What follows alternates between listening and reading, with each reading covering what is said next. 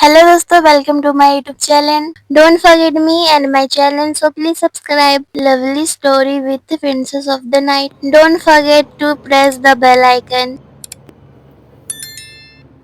आज हम बात करने वाले हैं डोंट सेव द ड्यूक। उम्मीद है ये नया मानवा आपको अच्छा लगेगा। चलिए स्टार्ट करते हैं।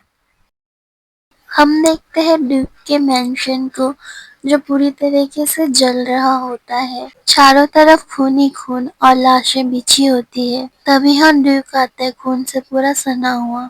ड्यूक की तलवार भी उसी की तरह खून से सनी होती है। ड्यूक चलते हुए किसी के पास जा रहा होता है। वो पर्सन ड्यूक को कहता है कि मेरे पास मत आओ राक्षस। तभी ड्यूक घूर के उसकी तरफ देखने लगता है और वो कहता है तुम जैसे किसी को तो मर जाना चाहिए। तुम मरने के लायक हो घटिया बच्चे।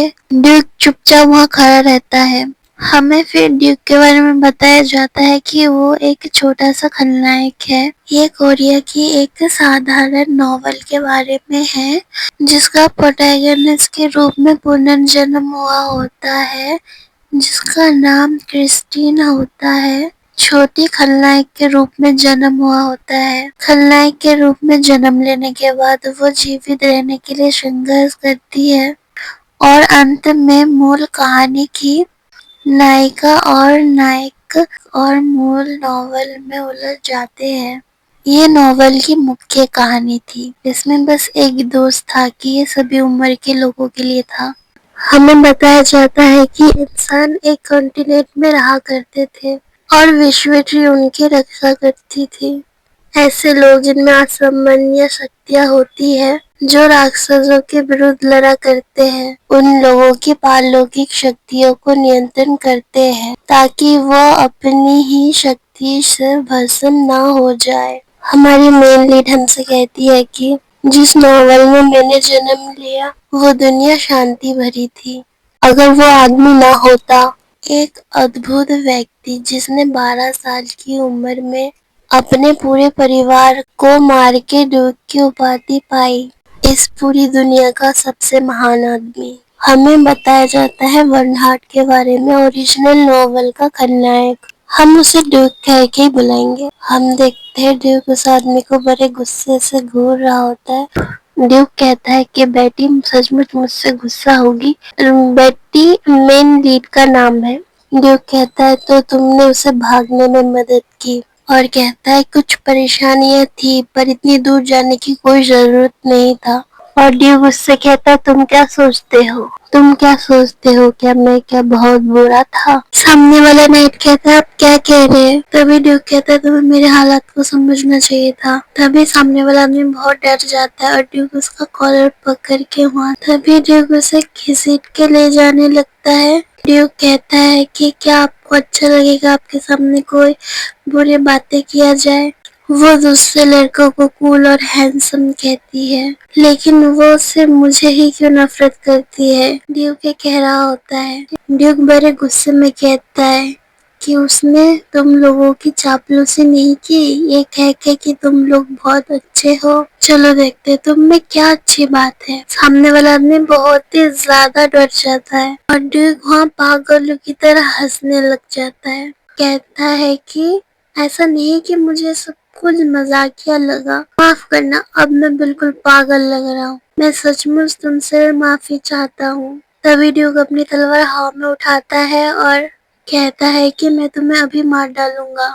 हम नेक्स्ट सीन में देखते हैं कि ड्यूक के पेंशन को दूर से जहाँ बेटी दूर खड़ी होती है, उसके साथ उसका दोस्त होता है।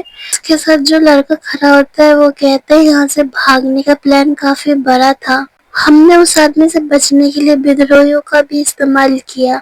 उस आदमी का मतलब वो ड्यूक से ही था। ड्यूक के मेंशन की वहाँ दिखाया जाता है और उसके अंदर से ड्यूक तब भी बाहर आता है।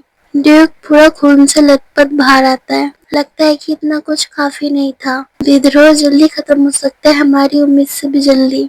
तभी वो बेटी का हाथ पकड़ता है और कहता है कि सब ठीक हो जाएगा। हमें बेटी के दोस्त का नाम पता चलता है। उसका नाम यूथ होता है। बेटी मन ही मन सोचती है कम से कम यूथ तो सेफ है। इन सब ने हमेशा मेरी मदद की। तभी बेटी कहती है यूथ हम इस डीमन से बच के जरूर निकल जाएंगे बिना किसी हार के। और यूथ कहता है कि हाँ ये बिल्कुल होगा। तभी यहाँ पे कोई एक लड़की आती है और कहती है मिस बेटी चलो चलते हैं इससे पहले कि हाँ बहुत देर हो जाए। बेटी कहती है नहीं, मैं सोचती हूँ अब भी वापस जाना बेहतर होगा। सामने वाली लेडी कहती है तुम क्या कह रही हो। तभी बेटी कहती है यहाँ तक आने के लिए आपका धन्यवाद। राजकुमारी को भी मेरा धन्यवाद करेगा। तभी वो सामने वाली लेडी कहती है आप क्या सोच रही है, अब वहाँ अकेले जाना चाहती है। ड्यूक के मेंशन में वापस जाना बहुत खतरनाक है। बेटी सोचती है अगर मैं इस तरीके से पकड़ी जाऊंगी तो भी मैं सेफ रहूंगी क्योंकि ड्यूक मुझे मारेंगे नहीं। लेकिन बाकी लोगों का क्या। ये सब इसलिए नहीं कर रही क्योंकि मैं दयालु या धार्मिक हूँ, बल्कि इसका उल्टा। अगर मैं यहाँ अकेली रह भी गई, रात में मैं चैन की नींद कैसे सो पाऊंगी। मैं एक साधारण जीवन जीना चाहती हूँ। जिन जिन ने विद्रोह किया ड्यूक का साथ छोड़ दिया, ड्यूक उन्हें नहीं छोड़ेगा। क्या आप यकीन से कह सकती है कि आप पकड़े नहीं जाएंगे। ड्यूक ने पूरे गांव की सुरक्षा को नष्ट कर दिया है। उस ईवल से बचते हुए 2 बच्चों को साथ लगभग नामुमकिन है। लैला ड्यूक की बेटी के द्वारा भेजी गई मेरी मदद करने के लिए। वह भरोसेमंद है। और ये वाला जो ड्यूक है ये कोई और ड्यूक है। सामने वाली लेडी कहती है कि तुम्हें ये बात पता होना चाहिए कि मैं तुम्हें इस जगह पे नहीं छोड़ने वाली। और कहती है कि मैं तुम्हें गांव ले जाऊंगी और फिर हम अलग हो जाएंगे। ओके। तभी हमें वहाँ किसी का पैर दिखाया जाता है और वो और कोई नहीं ड्यूक होता है। वो कहता है आपको दोबारा देख के अच्छा लगा। और उसके पास उसका बड़ा हथियार भी होता है। ड्यूक कहता है कि इस तरह से जाने के बाद तुम मेरे पास वापस आ गए।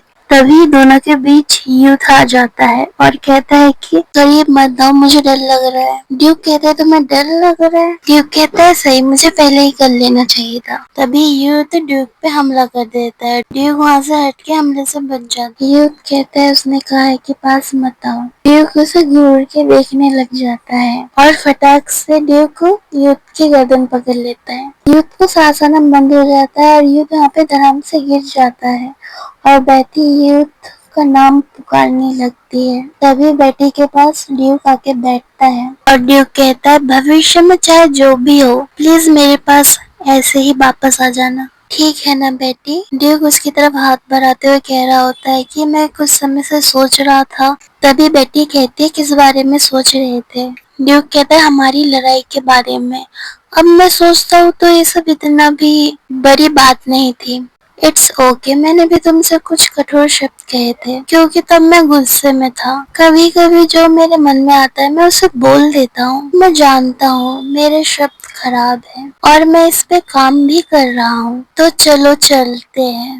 आई एम सॉरी मुझे माफ कर दो।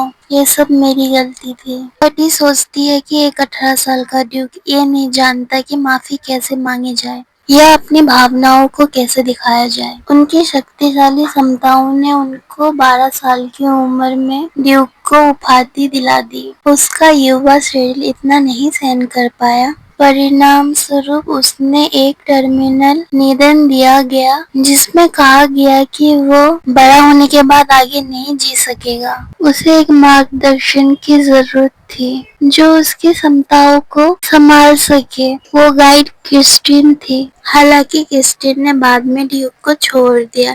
ये जाहिर सी बात थी।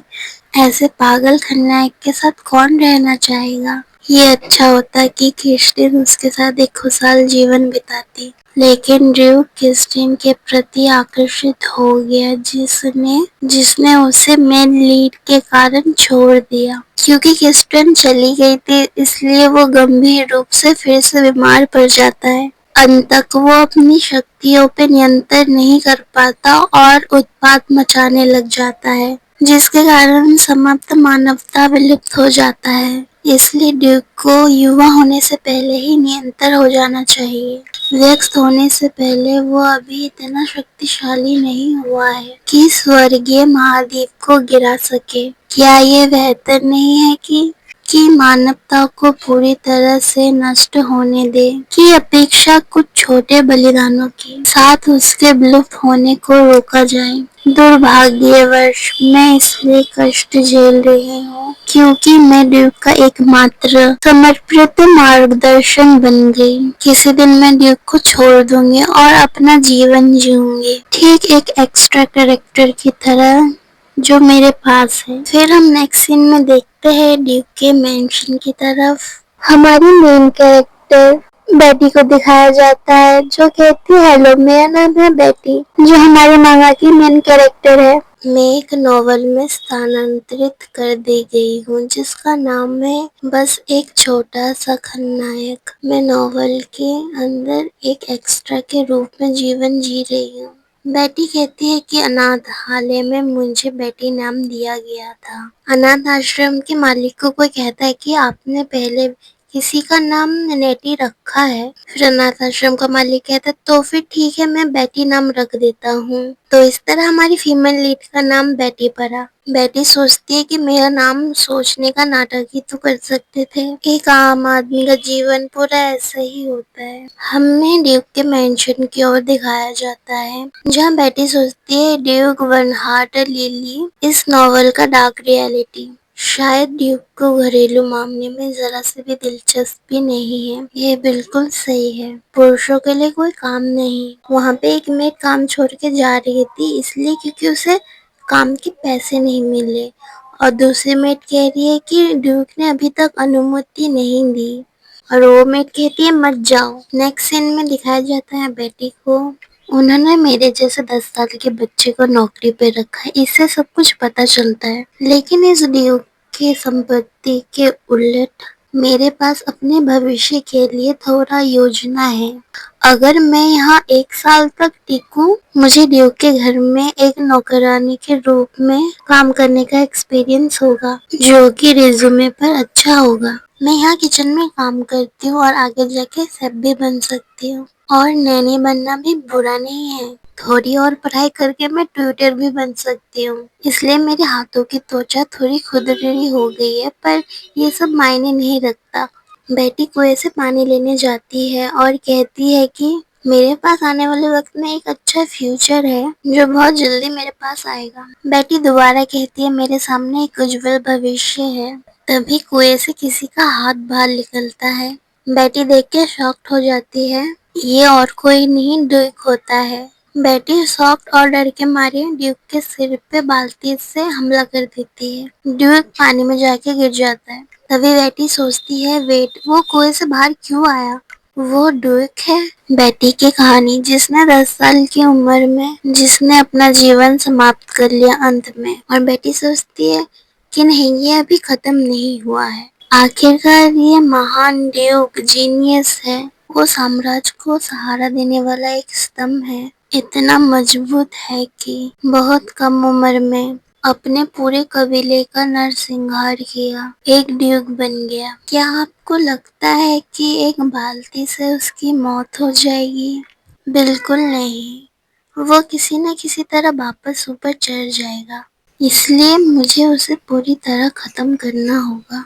इस तरह वो मुझे कभी ढूंढ नहीं पाएगा। अगर वो मुझे पकड़ लेगा तो मुझे पीट पीट के मार डालेगा। क्या इस तरह नॉवल में कोई परेशानी में है तो उसकी मदद करना आम बात नहीं है? बेटी नॉवल की बात सोचने लग जाती है। फीमेल लीड की तरह मुझे भी दयालु होना चाहिए। ये होती है नॉवल की फीमेल लीड। ड्यूक क्रिस्टीन से कहते हैं मेरी प्यारी क्रिस्टीन, वादा करोगी कि तुम मुझे कभी नहीं छोड़ोगी? तुमने कहा था कि मैं जैसा हूँ तुम्हें मैं वैसे ही पसंद हूँ। बेटी सोचती कि शायद उसे अभी मरना सही है, यहाँ से जल्दी से भागो।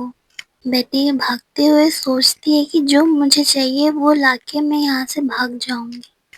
मुझे अपना नाम बदलना है ताकि कोई मुझे ढूंढ ना सके। मुझे ये जगह तुरंत छोड़ना होगा और कभी वापस नहीं आना, और कभी भी वापस मत आना। और तभी वहाँ कोई आता है जो और कोई नहीं ड्यूक होता है।